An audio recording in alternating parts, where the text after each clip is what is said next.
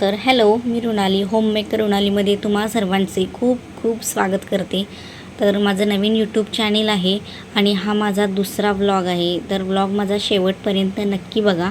तर आज मी तुमच्याशी शेअर करणार आहे कोल्हापूर झणझणीत चिकन। तर आज चिकन आणलं होतं 1 किलो चिकन। त्यासाठी मी आता ही सुकं बनवते।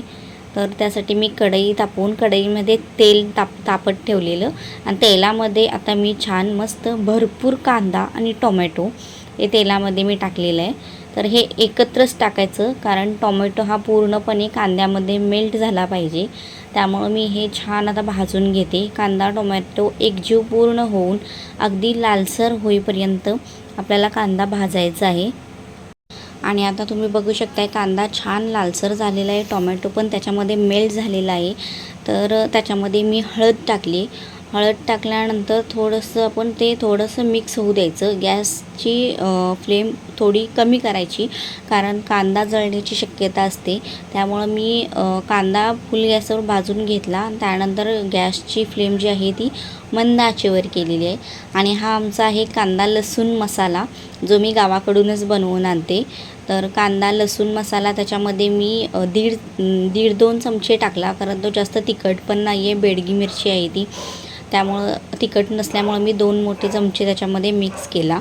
त्यानंतर हे छान बारीक आचेवर भाजून घ्यायचं आणि त्याच्यामध्ये जो मसाला आपण बनवलेला असतो तो मसाला टाकून घेतला। त्यामध्ये मी मसाला टाकल्यानंतर पण छान हलवून घ्यायचं आणि त्याच्यामध्ये आपण थोडं मसाला टाकल्यानंतर पाणी मिक्स करून घ्यायचं आहे, जेणेकरून तो मसाला आपल्याला भाजायला मदत होईल।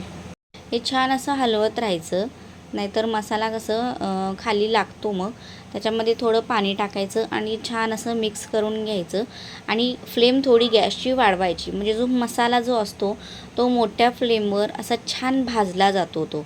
आणि त्याच्यातच पुन्हा आपल्याला मसाले घालायचे, जिरा पावडर, धना पावडर असेल तर, नाहीतर आपण चिकन मसाला टाकून घ्यायचा। थोडीशी चवीपुरती कोथिंबीर टाकायची, जेणेकरून आपल्या चिकनला टेस्ट भन्नाट येईल। वरून पण नंतर थोडी टाकायची आणि फोडणीमध्ये पण थोडी कोथिंबीर आपल्याला टाकायची आहे।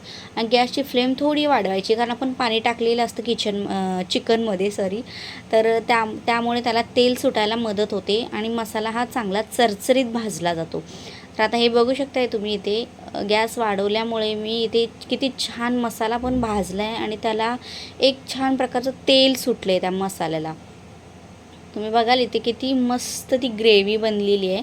तर अशी ग्रेव्ही बनवून घ्यायची चिकनसाठी आणि मग आपण जे चिकन शिजवून घेतलेलं असतं रश्श्यामध्ये ते त्यामध्ये मिक्स करून एक अलगद हाताने ते हलवून घ्यायचं, कारण मग कसं ते जास्त जर शिजलं असेल तर मग त्याचा उगाच तो खेमा तयार होतो, चिकन पूर्ण तुटलं जातं। त्यामुळे ते अलगद हाताने असं पूर्ण त्या ग्रेव्हीमध्ये चिकन मिक्स करून घ्यायचं आहे।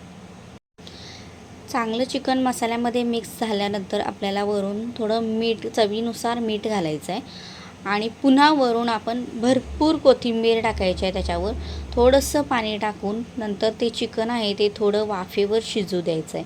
आणि अशा पद्धतीने हे आपलं चिकन रेडी झालेलं आहे। तर तुम्हाला माझा कोल्हापुरी झणझणीत चिकनचा व्हिडिओ कसा वाटला मला कमेंट करून सांगा। तुम्हाला आवडला असेल व्हिडिओ तर व्हिडिओला लाईक पण करा, तुमच्या फ्रेंड्सशी, तुमच्या व्हॉट्सअप ग्रुपला माझा व्हिडिओ शेअर करा, जास्तीत जास्त शेअर करा। आणि माझं चॅनल नवीन आहे, जस्ट चालू केलेलं आहे मी, तर प्लीज माझ्या चॅनलला सबस्क्राईब करा आणि तुमचे प्रेम, तुमचे आशीर्वाद भरभरून मिळू देत। तर तुम्हाला माझा व्हिडिओ कसा वाटला मला कमेंट करून नक्की सांगा। थँक्यू।